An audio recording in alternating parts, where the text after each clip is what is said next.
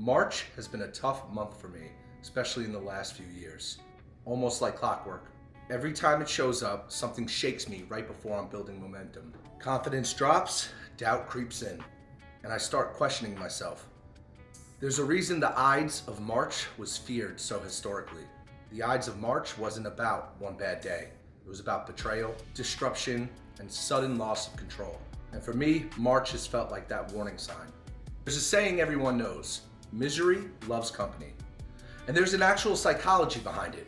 When someone around you starts changing, creating, improving, moving forward, it forces comparison. That comparison makes people uncomfortable. So instead of rising themselves, some people try to pull you back down. Sometimes it's in the form of jokes, sarcasm, even quiet mockery. That reaction isn't about you. It's about what your momentum is exposing in them. That's why March hits hard. It's when the movement starts.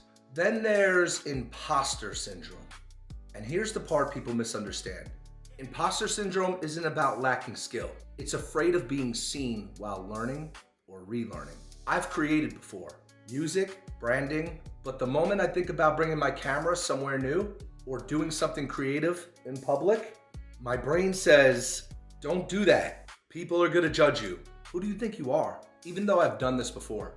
That's not incompetence, that's fear of visibility. And March is the month when that voice gets the loudest. There's another phrase that people like to say often. Imitation is the sincerest form of flattery. I used to hate that phrase, because when you see somebody copying something you put all of your effort into, it really doesn't feel that flattering. It feels distracting. It makes you question your timing and the very premise of why you started. But here's the truth of what I've learned. If someone imitates what you're doing, it means the idea holds weight. It doesn't mean you're late, it means you're visible. I'm starting to get a little more comfortable being visible again. History is full of people that worried about credits and disappeared. The ones who matter kept executing. You don't need to be first. You don't need the applause. You don't need permission. You just need to keep moving forward, especially when March tests you. When people copy you, when people mock you, when people quietly put you in a little box, your instinct is to stop, to hide, to wait, to tell yourself maybe next month. I was never like that. I used to never care. That's the Ides of March moment. Quick history lesson, the Ides of March is based around Julius Caesar being betrayed. Et tu, Brute.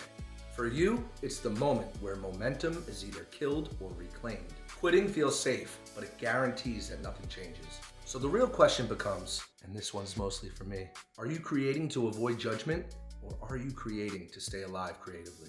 This is the rebuild. Starting Monday isn't about being perfect. It's not about winning. It's no longer about money or fame. It's about proving to myself that I could wake up each morning and continue to create, even when it's uncomfortable, even when people copy, even when you could feel the world closing in around you with judgment, even when March shows up again. The Ides of March doesn't get to define me anymore. Fear doesn't get the final say, and imitation no longer distracts me. If someone's watching, copying, or laughing, that means I'm moving, and that's enough. So I'm not stopping, I'm not hiding, I'm putting it out anyway. I'll see you guys next week.